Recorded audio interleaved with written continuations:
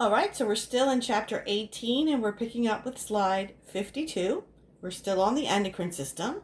And I'm just drawing your attention to this particular graphic, which shows you again the same pattern of regulation, except now they've added in here the feedback inhibition. So for the thyroid hormones, for the glucocorticoids, for inhibin and estrogens, for androgens and progesterone and estrogens. Then when we have enough of these in the blood, then the actual level of these hormones themselves will inhibit it at the hypothalamus level and at the anterior pituitary level. So there are sensors in both of those organs looking at hormone levels, and when we reach enough hormone being made and released to bring up blood levels, then the blood level itself is able to turn off the feedback. This is why this is called a negative feedback loop. The lack of hormones stimulates these pathways. Once we get enough hormones made, it inhibits the pathways. Okay, so there are a couple of endocrine organs that don't follow this huge negative feedback pattern through the hypothalamus to the pituitary to the gland. Okay, so we're going to go over the exceptions. One of them is for the hormone prolactin. Now, as you might imagine, lactin has to do with milk production. Pro means to encourage. So prolactin is what is going to stimulate a woman's mammary glands in her breast to produce breast milk following childbirth. And so we regulate prolactin by the hypothalamus producing a releasing hormone and an inhibiting hormone. When it is being stimulated, then the other one is being inhibited. Okay, so they take turns. Okay, if I have enough prolactin, they'll start secreting inhibiting hormone. If I am low on prolactin, it will stimulate it to make more prolactin. Okay, now we're going to start going hormone by hormone and just kind of talk about what they're for. So growth hormone, just from its name, you can figure out what it does. It actually helps all body systems and cells to grow. So it causes mitosis in a lot of your body's cells, and it's going to cause the lengthening and widening of bones. We're going to add more fibers to muscles. And so all those kind of things that you would imagine would have to happen for you to grow bigger are going to be stimulated by growth hormone. Now, liver cells are stimulated by growth hormone to release something called somatomedins, which are another class of messengers that will stimulate tissue growth. So, growth hormone stimulates the liver to release somatomedins. Somatomedins cause skeletal muscle fibers and other cells to take in more amino acids from your food. And then stem cells in the epithelial regions and connective tissues are stimulated to undergo mitosis. Now, you're going to need more energy to run this higher metabolism, so you break down your triglycerides in adipocytes. And you do that because, of course, fat is a 2 times more efficient source of energy than sugar is. And so when you're breaking down fats, we call this the glucose sparing effect. The brain tissue must have glucose and glucose only to run. And so your body will try to break down fats for all other systems when it can. And if we have to start breaking down glucose, we might need to take some glycogen down, and we will break down glycogen into individual glucoses, and then we call the diabetogenic effect. Production of growth hormone is regulated by growth hormone releasing hormone from the hypothalamus, which will go to the anterior pituitary and make it release growth hormone. Or if we have enough growth hormone, the hypothalamus will send growth hormone inhibiting hormone. And here are those pathways. So if we want more growth hormone, then the hypothalamus will send growth hormone releasing hormone to the anterior lobe of the pituitary. It will release growth hormone. Growth hormone goes to epithelial cells, adipose tissue, and the liver. It causes the liver to release somatomedins, which of course affect those tissues that we said, skeletal muscle, cartilage, and other tissues.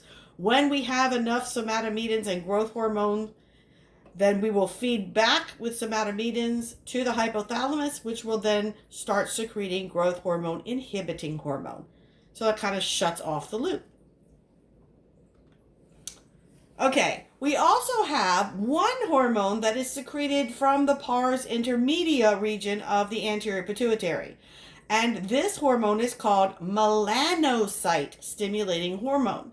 So if you remember back from chapter 5 in Anatomy 1, melanocytes are cells that are present in the skin, and they create the pigment melanin. And that gives your skin its natural color. Now, actually, the pars intermedia, this hormone, doesn't really do anything in most people unless you happen to be a pregnant woman. And so sometimes during pregnancy, we upregulate melanocyte stimulating hormone and we'll get something called the mask of pregnancy, which causes the cells on the face to darken with extra melanin. And sometimes if you have areas on your face or other parts of your body that are getting dark and it's not due to extra sun exposure, it can indicate certain diseases. All right. The back of the pituitary, like I said, is also called the neurohypophysis, and it has unmyelinated axons of the hypothalamic neurons. So they're going to come from these two nuclei. I didn't make my class learn the nuclei of the hypothalamus, so you don't have to know them now. But they make these two neurohormones. Anything that comes out of the hypothalamus is a neurohormone. And the two neurohormones made are anti-diuretic hormone and oxytocin. Now, a diuretic is something that makes you pee more, right? It makes your urine dilute. So anti-diuretic hormone is going to make you pee less. It's going to concentrate your urine and make your body keep more of the water that would have gone out in your urine. Oxytocin is an active hormone that stimulates the contraction of the uterus during labor. And while prolactin causes a woman's breast to make breast milk, oxytocin causes the glands to eject the milk down into the nipple so that the baby can access it. And you know me, I love talking about sex. Oxytocin is also released following orgasm. And so it's a hormone that is released following orgasm that makes you feel that warm, romantic, lovey feeling towards whoever gave you that orgasm. Okay, so oxytocin is not just for pregnant and nursing women. It's the hormone that strengthens the bond that is what we call love and attraction in our relationships. Okay, so the hypothalamus directly releases hormones by sending an action potential to the bottom through the hypothalamic hypophyseal tract of the infundibulum rear part. And then that action potential causes the vesicles that are holding anti-diuretic hormone and oxytocin to open and put those hormones into the bloodstream. As you might imagine, anti-diuretic hormone goes to the kidneys since they're involved in production of urine, and oxytocin goes to the smooth muscle of the uterus, and it also goes to the smooth muscle in the ductus deferens and prostate gland because it's going to become useful during ejaculation. Okay, so here's another lovely key. It tells you that these hormones come out in purple from the hypothalamus to the anterior pituitary, right? From the anterior pituitary to the body, and these ones come out of the posterior pituitary. These are going to be stimulated by releasing and inhibiting hormones from the hypothalamus. These are made in the hypothalamus and released based on an action potential. So here is another crazy complete graphic that goes over every single hormone and its regulation and its effects. All right, another important gland that we've kind of mentioned, but we're going to go into a little bit more detail, is the thyroid gland.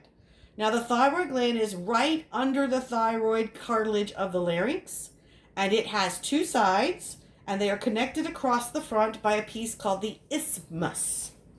Now, inside the thyroid, we're going to put cells in circles. They're going to be the follicular cells, and they're going to make these spherical hollow shapes called thyroid follicles. The cells themselves are going to be lined with cuboidal epithelium inside the follicle, and they have lots of capillaries around.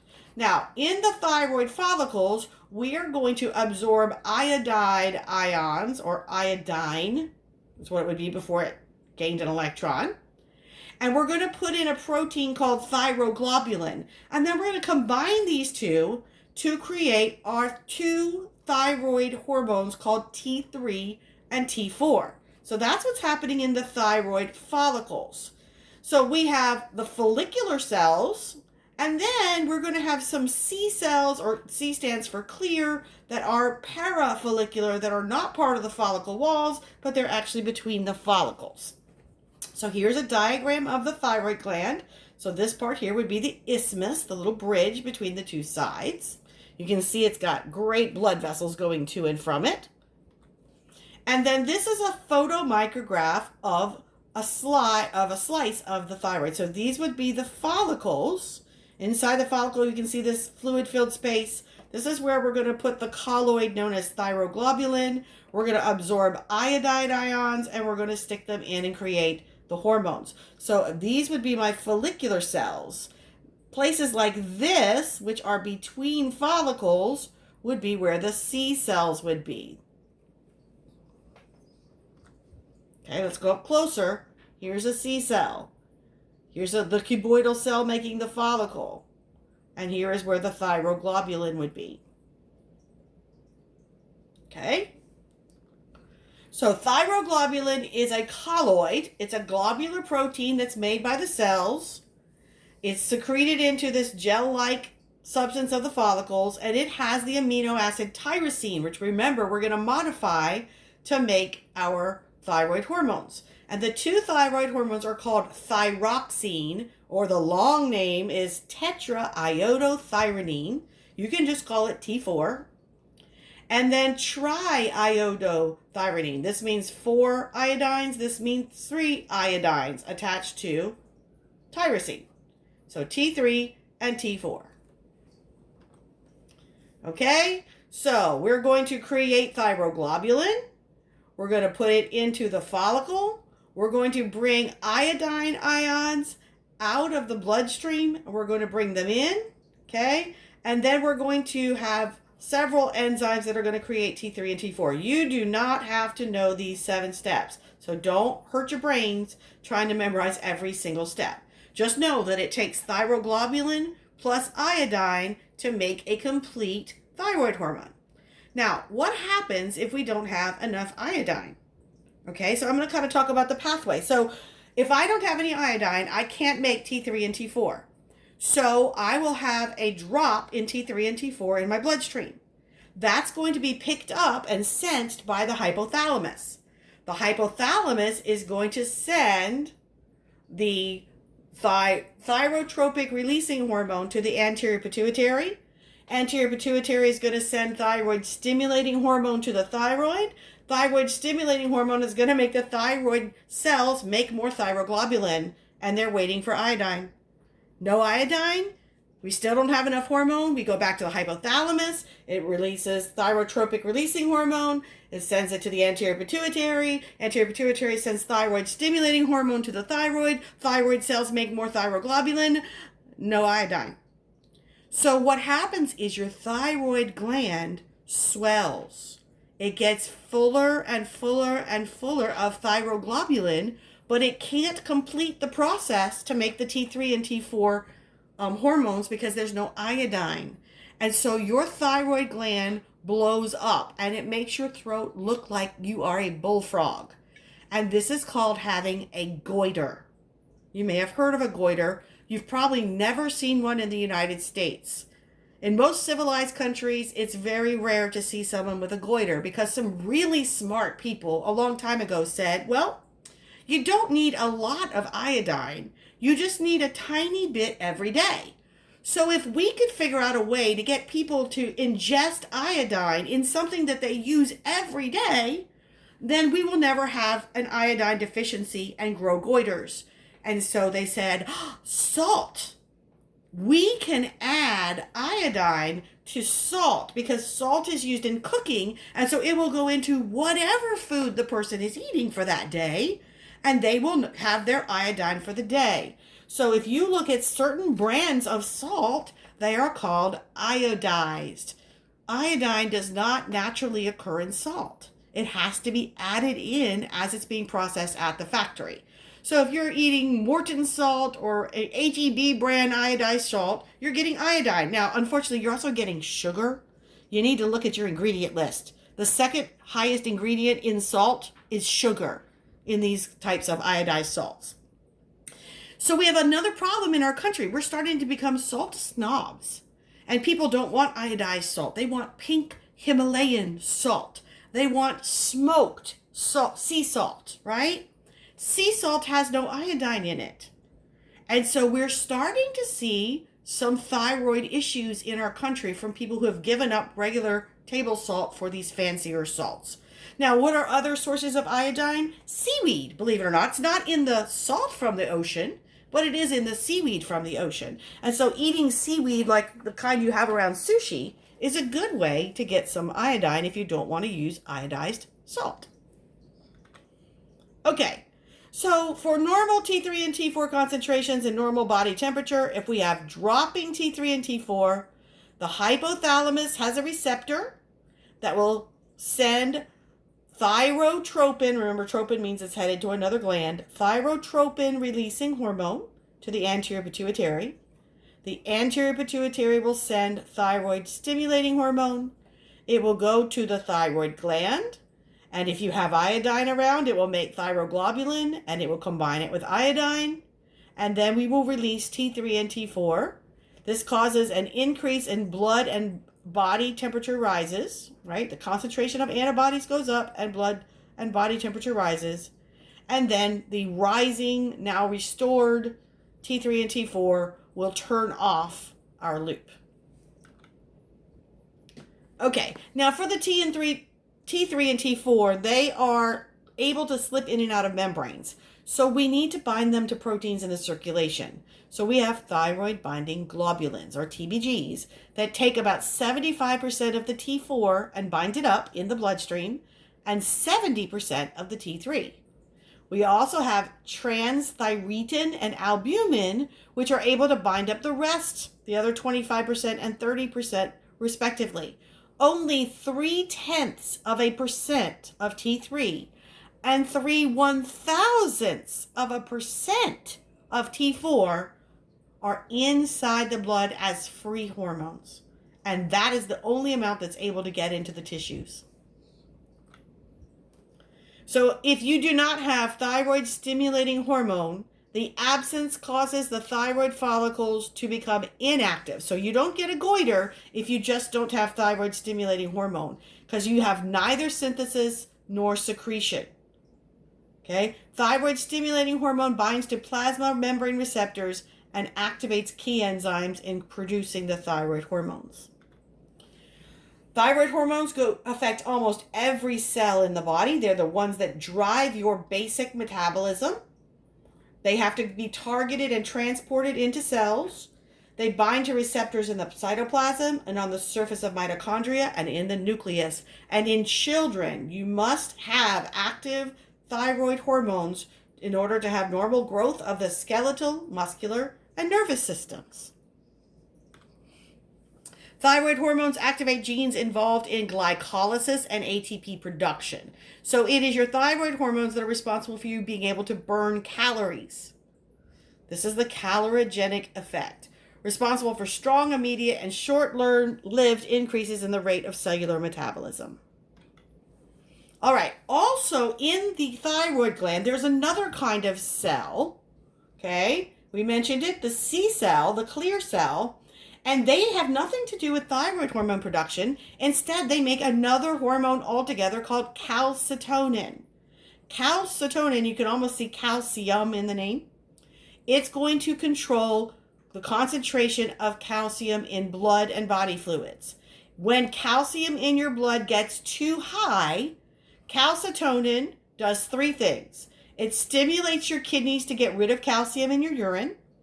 It stimulates osteoblasts to use the calcium and put it into the matrix of your bones. And it stops your digestive tract from absorbing additional calcium. Okay? So calcitonin is a way to lower blood calcium levels. So this is a list of all the effects of the thyroid hormones. I'm going to let you go ahead and read that on your own. Okay, long list. You don't need me reading to you. Okay, on the back of the thyroid gland, there are 4 tiny little glands called parathyroids, and they're little dots. You can see them very easily, and they create parathyroid hormone. Now, we just said calcitonin lowers blood calcium levels. Parathyroid hormone does the opposite. So these are antagonist hormones, or agonists, you sometimes hear it called. So what happens is, if we have a drop in blood calcium, we release parathyroid hormone from the parathyroid gland. Now, this is one of those glands that has nothing to do with the hypothalamus or the pituitary. It is self-containing. It has the receptors looking at the calcium levels, and it shuts itself off. So, blood calcium levels drop. Parathyroid gland senses that. It releases parathyroid hormone. Parathyroid hormone goes to the bones and tells the osteoclasts to start breaking down the matrix of bone to mine for calcium and put it in the bloodstream. It tells the kidneys to keep the calcium and not release it in the urine. And it tells the digestive system to absorb more calcium. So those 3 actions will bring calcium blood levels back up again. And once they're back to normal, it will shut off its own secretion of parathyroid hormone. So here's where they are. This is the back of the thyroid. There are these 4 little bumps. If we were looking at a slide of the thyroid, we can tell this is the front of the thyroid because we have all these follicles. And then we come to one of these. So there's no follicles here. This is a parathyroid gland. And so you can tell it's like a solid mass that's embedded within the thyroid gland, but it looks very, very different. Now, the parathyroid cells are the principal cells, and then there are oxyphil cells scattered in. The principal cells are the ones that actually make the parathyroid hormone. What does parathyroid hormone do? Stimulates osteoclasts, enhances reabsorption of calcium by kidneys, and stimulates formation and secretion of calcitriol by kidneys. And it stimulates the digestive tract to absorb more calcium. So here is our little picture of our loop. I'm not going to go over that either. Okay? Decreasing blood calcium level, increasing blood calcium level. We have our 2 agonist, antagonist hormones. All right, so I'm going to stop this one. I will pick up the next video on slide 81.